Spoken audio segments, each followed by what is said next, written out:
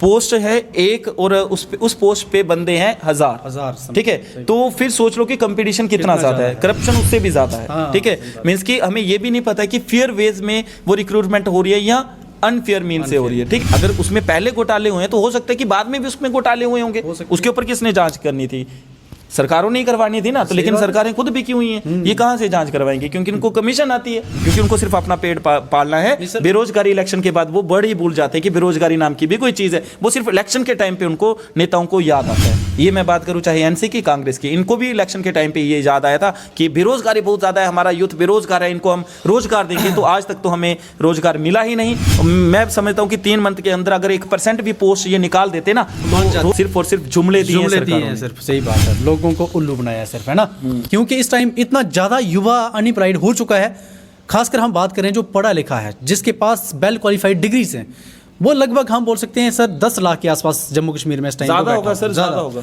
तो सभी को नौकरियां तो सरकार दे नहीं सकती है, जॉब्स नहीं दे सकती है, तो उसके लिए इनको कुछ तो कुछ न्यू पॉलिसीज और साथ ही साथ इंडस्ट्रियल सेक्टर को बढ़ावा देना पड़ेगा। लेकिन साथ ही साथ सर आपका उन युवाओं के लिए क्या मैसेज रहेगा जो कि इस टाइम गवर्नमेंट जॉब की प्रेपरेशन कर रहे हैं और उसके पीछे इतने ज़्यादा पागल हो चुके हैं कि उनको वो जॉब नहीं मिल पा रही है, तो उसके कारण वो जा रहे हैं नशे की ओर, तो आपका उनके लिए क्या मैसेज रहेगा, ज़रा बताइए। देखिए कुलदीप जी, मैं एक अगर युवा को हिदायत दूं तो नशे से जितना दूर रहना चाहिए उतना दूर रहें, क्योंकि ये जब एक लत लग जाती है या जब हम नशे की तरफ जाते तो हमारा पूरा खानदान ही बर्बाद हो जाता है उससे, तो हमें जितना उससे दूर रहना पड़े उतना दूर रहना चाहिए। और ये भी करना चाहिए कि हमारे आसपास कोई नशा ना करे, ठीक है। अगर कोई करता है तो उसको प्रॉपर से समझाया जाए, क्योंकि ये कुरीति है जिससे सिर्फ एक बंदा खराब नहीं होगा, पूरी फैमिली खराब होगी और पूरी सोसाइटी खराब हो जाती है, वो विलेज ही पूरा खराब हो जाता है, क्योंकि उसको देख के दूसरा भी करेगा, उसको फिर ऐसे ऐसे करते करते बहुत लेवल पे फैल जाता है। और जो नशे करते हैं या जो नशे बेचते हैं उनके खिलाफ भी सख्त से सख्त एक्शन लेना चाहिए, क्योंकि ये हमारे यूथ को बर्बाद कर रहे हैं, ठीक है। और रही बात यहाँ पे, जैसे आपने बात करी कि गवर्नमेंट जॉब्स की जो प्रेपरेशन कर रहे हैं, तो मैं तो उनसे यही बोलूंगा कि अगर आप गवर्नमेंट जॉब लेना ही चाहते तो उसके लिए कंपटीशन है बहुत ज्यादा, करप्शन उससे भी ज्यादा है, ठीक है। मींस कि हमें ये भी नहीं पता कि फेयर वेज में वो रिक्रूटमेंट हो रही है या अनफेयर मीन से हो रही है, ठीक है। मींस कि वहां पे करप्शन, जैसे हमने स्कैम्स देखे थे, अब उसके बाद भी हम कितना इंश्योर हैं कि वो एक फेयर वे से हुआ होगा, ठीक है। अब रही बात यहाँ पे जो गवर्नमेंट प्रेपरेशन कर रहे हैं, तो मैं यही बताना चाहता हूँ कि गवर्नमेंट प्रेपरेशन करने के साथ साथ वो कुछ अपने फ्यूचर को भी सिक्योर करने की बात करें। ऑनलाइन बहुत सारे काम होते हैं या बहुत सारे ऐसी वीडियोस ऑनलाइन देखने को मिलती हैं कि जहाँ से हम कोई टेक्निकल स्किल सीख के उस काम को करने की कोशिश करें, ठीक है। और सेकेंडरी बिजनेस करने स्टार्ट करें, जैसे कि अगर सरकार हमें नौकरी नहीं दे रही है तो इन फ्यूचर में हम सरकार के ऊपर लाइबिलिटीज बनेंगे, तो क्योंकि पकौड़े बेचो, लेकिन पकौड़े बेचने को मैं इंप्लीमेंट नहीं बोलूंगा, हाँ कुछ नहीं है तो फिर कुछ तो करना पड़ेगा, ठीक है। Something is better than nothing, हाँ something is better than nothing, वो सही बात आपने बोली कि अगर कुछ नहीं है तो उसके साथ साथ हमें कुछ करना ही पड़ेगा।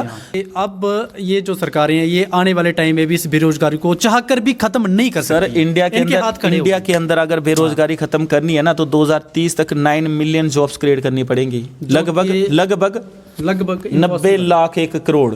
और अगर एक साल में ये 1 करोड़ से ज्यादा जॉब जनरेट करते ना, तब जाके ये अनएम्प्लॉयमेंट रेट कम होगा, लेकिन ऐसा इम्पॉसिबल है, ये हो ही नहीं सकता।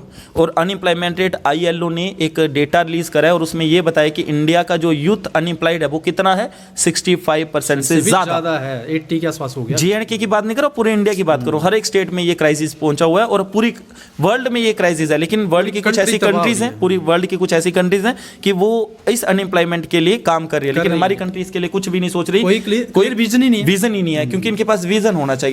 जैसे पंडित जवाहरलाल नेहरू थे, उनका एक विजन था कि कैसे अनएम्प्लॉयमेंट को दूर करें, और कुछ हद तक उन्होंने करी भी थी, ठीक है। लेकिन उस टाइम पे तो उनके पास रिसोर्स ही नहीं था, टेक्नोलॉजी नहीं थी, सब कुछ बाहर से लेना था। आज तो सब कुछ है, फिर भी बेरोजगारी खत्म नहीं हो रही है। जब इलेक्शंस हुई थी तो उससे पहले NC ने अपना मैनिफेस्टो निकाला था और जिसमें इन्होंने जो 3 मंथ के अंदर अंदर जितनी भी वेकेंट पोस्ट्स थी उनको फिलअप करने की बात की थी, और भी बड़े सारे प्रॉमिसेस किए थे लोगों के साथ। लेकिन जैसे कि आप लोगों को पता तो होगा कि 3 मंथ का जो टाइम है वो तो अभी लगभग कंप्लीट होने वाला है, और ग्राउंड लेवल के ऊपर देखें तो काम जो है वो 0% हमें देखने को मिल रहा है। तो अंशु सर से जानेंगे, सर ये सरकार जो है वो कब तक ऐसे ही जनता को अनदेखा करेगी, बताइए सर। देखो कुलदीप जी, जैसे कि आज तक सरकारें हैं उन सभी ने अनदेखा ही किया है जनता को। जनता को तो उन्होंने कोई भी ऐसी चीज़ें प्रोवाइड नहीं करी हैं जिससे कि जनता उनके गुणगान गाए। ठीक है, तो रही बात उनके मैनिफेस्टो की, तो मैनिफेस्टो की जो टॉप हेडलाइन थी स्टेटहुड को रिस्टोर करवाना, तो 2 मंथ से ज़्यादा टाइम हो गया इलेक्शन हुए, तो अभी तक स्टेटहुड को तो रिस्टोर किया ही नहीं। तो चाहे एनसी की बात करूं या बीजेपी की बात करूं, ये दोनों के मैनिफेस्टो में ये चीज़ थी। लेकिन भारतीय जनता पार्टी यहाँ पे मेजॉरिटी में नहीं है, एज ए अपोजिशन है, तो उसको उस कंडीशन में देखा जाए तो हो सकता है कि उनके पास वो अथॉरिटी नहीं हो जिससे कि वो यहाँ पे स्टेटहुड को रिस्टोर कर सके। लेकिन जो एनसी सरकार है उसको तो ये काम करना चाहिए था, क्योंकि वो एक रूलिंग पार्टी है और स्टेटहुड का जो दर्जा है वो हमें मिलना चाहिए, ये हर एक नागरिक का अधिकार है। पर स्टेटहुड का जो दर्जा है तो ये तो सेंटर से मिलेगा ना सर? नहीं, सेंटर से तो मिलेगा, लेकिन कम से कम सेंटर तक तो वो बात पहुंचाओ ना। ये स्पेशल कहाँ पहुंचाई? स्पेशल वो स्टेटस तो special sir, special status first meeting में जो रेजोल्यूशन पास हुआ था वो तो इसके ऊपर ही हुआ था ना। इसमें उन्होंने लेकिन स्पेशल BJP ने स्टेटस action लिया। हाँ, स्पेशल स्टेटस की बात करी थी। नहीं वो सर, स्टेटहुड के लिए भी गया। पर ये जो हमें अभी इस टाइम स्टेटहुड ना मिल पा रहा है, इसके पीछे आप गुनहगार किसको समझते हो ज्यादा? देखो, इसके पीछे गुनहगार तो दोनों सरकारें हैं, एनसी भी है और भारतीय जनता पार्टी भी है, दोनों ही हैं। ठीक है, किसी एक सरकार को इसका ब्लेम नहीं दिया जाएगा, क्योंकि फाइनली सेंटर से ही स्टेटहुड की बात होगी, क्योंकि सुप्रीम कोर्ट ने भी वो ऑर्डर दिया ही है कि 10 नवंबर छोड़ो, अब 10 दिसंबर भी होने वाली है। ठीक है, 10 दिसंबर भी होने वाली है। अब हो सकता है कि जैसे इन्होंने बोला ना तुरंत इलेक्शन के बाद, अब हो सकता है कि वो तुरंत इलेक्शन इनका 10 साल के बाद आए। उनका क्या कहना वो उन्हीं के ऊपर डिपेंड करता है, क्योंकि हमारी सरकार की नेग्लिजेंसी है, हम लोगों की नेग्लिजेंसी है, जिसकी वजह से हमें स्टेटहुड नहीं मिल पा रहा है। अच्छा, आगे आपने दूसरी बात करी कि जो 1 लाख नौकरियां देने का वादा किया था, तो 1 लाख नौकरियां तो छोड़ो, 1% भी नौकरियां इन्होंने नहीं दी। ठीक है, 1 लाख तो बड़ी दूर। तो इस टाइम जेएंड की सरकार के सामने सबसे बड़ा चैलेंज है अनएम्प्लॉयमेंट को ख़त्म करना।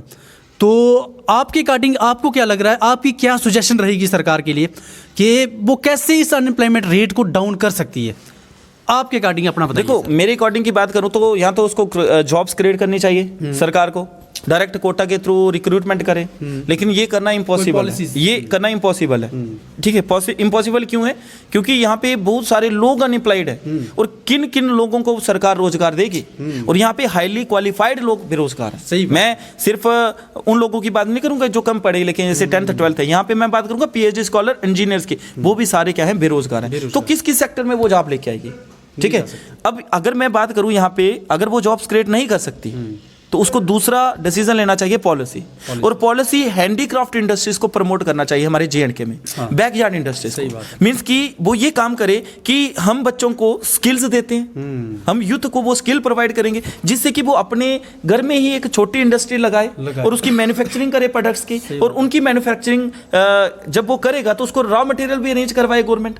ठीक है, सरकार उसको रॉ मटेरियल भी अरेंज करवाए, और अरेंज करने के बाद जब वो प्रोडक्ट बनेगा, उस प्रोडक्ट को डिस्ट्रीब्यूशन किया जाएगा या एक्सपोर्ट किया जाएगा फॉरेन कंट्रीज में, क्योंकि उनको वो प्रोडक्ट जो बनाना है ना, उसका क्वालिटी भी अच्छा होना चाहिए और उसकी कॉस्ट ऑफ प्रोडक्शन भी कम होनी चाहिए। जब कॉस्ट ऑफ प्रोडक्शन कम होगी ना, तभी उसको बेनिफिट होगा उस यूथ को। क्योंकि आज से 100 साल पहले की बात लेता हूं मैं, हमारा जेएंडके स्टेट में जो हैंडीक्राफ्ट इंडस्ट्रीज थी ना, वो बहुत ही ज़्यादा फ्लरिश थी।